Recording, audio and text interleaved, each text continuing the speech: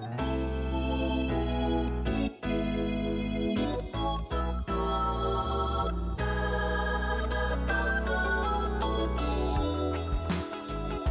listening to the Church Members Podcast, and I'm your host, Jesse Bragg.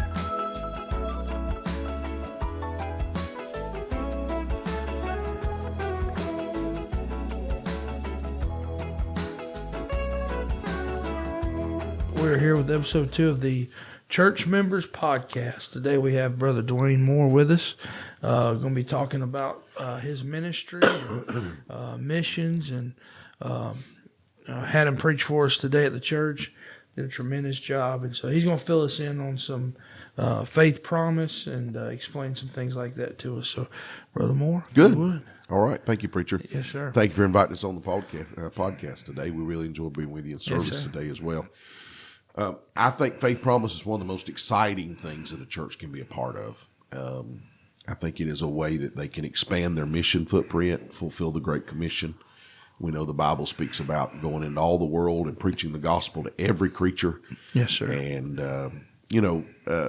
I think that sometimes that's an overwhelming task. It's much bigger than we are. Right. But it's not bigger than our God. That's right. And he never gave us a job to do that he thought we couldn't do.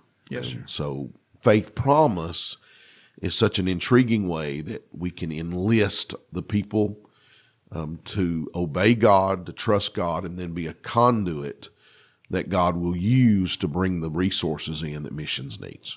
Dr. Stennett Blue always said, God will often give more through you than he will give to you. Yes, sir. You know, I believe that. Yeah. and it makes all the sense in the world but the beauty of that is, Brother Jesse, that as God uses us as that conduit, he blesses us. That's right. And, again, to quote Dr. Blue, he used to say, people would say, you ought not give to get. You ought not give to get. And he said, well, I plant a garden every year, but I don't plant a garden in hopes that it won't produce. I want to give so I get. Right. And I don't think that's such a wrong attitude, right. To understand that God's going to honor those that honor him and honor the work of God, I think about faith promise as a house. I think sometimes you can see it in that light. I remember Jerry and I using that illustration many years ago, kind of spoke to my heart. But if you think about a house, you know that there's got to be a proper foundation. And we all know that if you don't get the foundation right, nothing in the house is going to be right. And so even in missions, I think it's important that we say that the foundation has got to be salvation. Right. People have got to be saved, but not just saved. And I say not just saved. They've got to be saved and they've got to be secure in that salvation. Yes, sir. And they've got to be confident in what they possess in Christ. So there's discipleship and indoctrination and those kind of things. And they need to be part of the church. And we believe in baptism and the church membership, and they become part of the church. And that's got to be the foundation of faith promise giving, of mission giving, and mission participation. But then if you think about the house begins to build onto that, the first floor of the house is learning to be obedient. I think that all of us as believers have to understand that God gave us a commandment in this area of missions. It's not a suggestion. Right. God didn't say if you feel like it or you think you can afford it or anything like that. He said, it's my commandment. He said, I want you to obey me. And we talked in Sunday school this morning about tithing. Well, tithing is a simple commandment of the Lord. That's right. And it should be the very first thing that as a believer, when a man comes to Christ and becomes part of the church, that he learns this is God's expectation. But sometimes we're afraid of that. And we're afraid of it in the ministry. We're afraid of it in pastorates. We're afraid of it in evangelism. Right. Nobody wants to talk about money. That's right. And me being a pastor for, this is being a young pastor, growing church with a lot of new converts. That's one of the things that, quote unquote, afraid almost. Yeah. You don't want them to think, oh, he's always talking about money. I always want money, And that's one of the things I've tried to do is tried to hit home is that no matter how much you give to our church, I don't my salary doesn't go up. That's right. I'm not getting a new truck because you gave more. That's exactly right. And so I've tried to instill that in our people, that it's all, like you said this morning, storehouse giving. We it's going into the church to support this ministry and other ministries around the world, Well, and it's important to note too, as a church grows, the finances has to grow. Right. And it will grow if those that become part of that church become obedient to the commandment that the Lord has given us regarding tithing. And sometimes I'm afraid we try to get the cart before the horse, and we try to do other things. So when we come in and talk about mission giving, it's always important to back up and say, let's make sure we're right on the tithing. Let's make sure that we're right just on the basic things when it comes to them. Comes to obeying Christ and being a part of it. Yes, sir. Yes, sir. So when it comes to, and so when I started this podcast, it was a big, my goal was to teach our church members or other church members that listen, some sort of lesson from someone with a lot of life experience, or someone who's been through a certain struggle or trial in their life, and with you being so knowledgeable on missions, what is one thing maybe that if you could tell church members, whether it be here or all over, what did the Lord instill in your heart about missions? Maybe even giving some examples as to how the Lord's blessed you through giving to missions and serving missionaries and that thing. Well, I grew up, to be blunt about it, I grew up in a series of churches when I was very young that didn't even understand missions and almost were anti-missions. I mean, there's still a few of those around today that's, they just don't see the purpose of it. They don't believe it's a biblical commandment. But the Lord in His grace brought us through that and placed us in a good fundamental church, back when I was just a teenager, and I got introduced to missionaries. And I thought that was the most bizarre thing in the world, because I'd never heard that somebody would leave where they are and go to these third world countries and for the sole purpose of telling people about Jesus,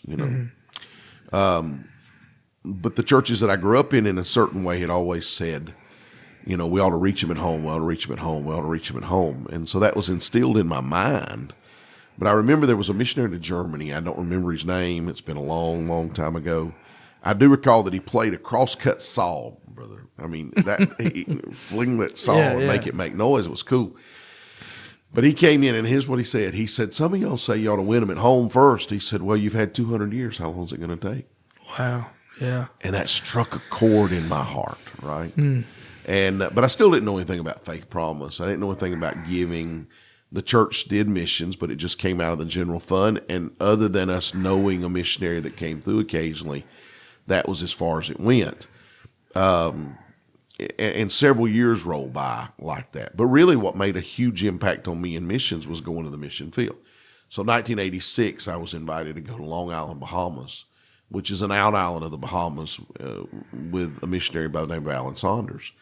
And I went to Long Island in 86, and it was like a life-changing experience, because suddenly I was surrounded by people that just simply did not know who Jesus was. Yeah. And and then coming back from that, the Lord moved us on to some other places, and in one of those places I got introduced to Faith Promise. And I can still remember thinking, how in the world am I going to be able to give more, than my tithe? I was in college at the time. I mean, you're just, trying to work what you can to make what you can. And I still remember the Lord putting a certain amount on my mind and just stepping out by faith. And it seems so small now, but it was so big then. Mm-hmm. And I put that small amount, that small commitment, and I just trusted the Lord for it. And within a few weeks, I noticed, and that one's interesting, because I remember I got a reduction in my insurance. Now, the reason I got the reduction is because I got older. And I don't know if that would be good, but it was at the time. But the reduction in my insurance was precisely the amount How about that? of that faith promise commitment. Wow. So God did it on a perpetual basis. That's right. Yeah. Oh, and I don't know. I would venture to say that what we're able to give now in faith promise, my wife and I, through our home church, our faith promise commitment is probably somewhere around, I don't know, 200 times what that first little commitment was. But the way in which God still miraculously meets those needs. Now, sometimes we can't put our finger on it. I mean, we'd like to always be able to, but the Bible says faith is not sight. Mm-hmm. It's the evidence of things not seen. Mm-hmm. And so you can't always see, but you always know God's there. That's right. And he's always, he's going to meet that need. Right. You can't go wrong supporting missions. No, absolutely not. God's not gonna curse you for it, or That's right. He's gonna make sure that especially if you have the heart for it. And when my wife and I first got married, I'd grown up hearing about tithing and how important it was to tithe. And I guess just being young and honestly, we didn't make no money. I mean, we were broke, and I remember we had a preacher come through who really hit tithing and explained tithing and talked about that faith aspect of tithing. Right. And I looked at her and I said, we got to do it. We have to. I mean, if we're going to be right with God and we're going to serve Him like we want to, this is going to have to be a part of our life. And so we started, and I can't tell you the times that God just and one time in particular that I think of is we were living in Dallas, helping start a church up there, and I think I was making $12 an hour, and our bills were way more than what I was making, and she was a waitress at a little restaurant, and so we were just barely making it. And this is during that time, and our cupboards were bare. I mean, literally, we had no food, and we got a phone call just shortly after from her dad, and he called and said, "Hey, we wanted to come visit." And on the way up here, we stopped at the grocery store, and they had a deal on some on some canned food, and we bought y'all some. And they showed up, and he drives a Suburban, and the whole back of that thing was full. Bought you some, of right? Canned food, and which he probably, being dad, he knew that we were, and so. But about a week after that.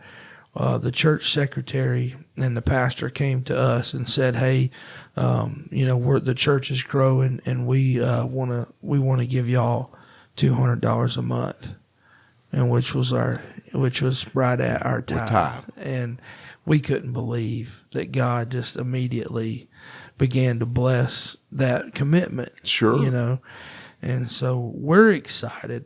We give towards missions now.